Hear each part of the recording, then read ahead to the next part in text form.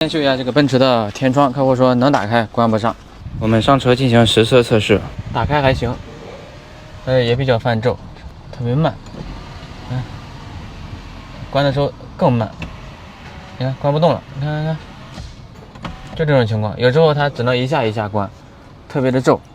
像老款的奔驰 S221底盘的，像这种故障特别的常见。当然，维修这种故障呢，也不需要更换任何的配件。同样的故障现象出现在不同的车型上，故障原因也是不一样的。比如像大众的高7车型，如果天窗出现关闭时候卡顿的情况，这种一般都是天窗框架损坏导致的，只能更换天窗框架总成。像这款奔驰 S 出现这个问题，不需要更换任何的配件就能把这个问题搞定。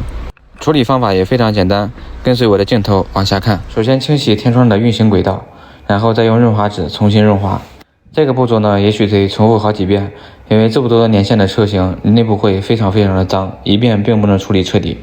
把外围的附件重新恢复原厂的状态。现在呢，咱们做一个天窗的初始化。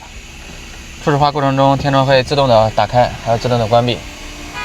现在在打开的过程中就特别顺滑，关上之后也是特别的顺滑，这就说明润滑的肯定是没有问题。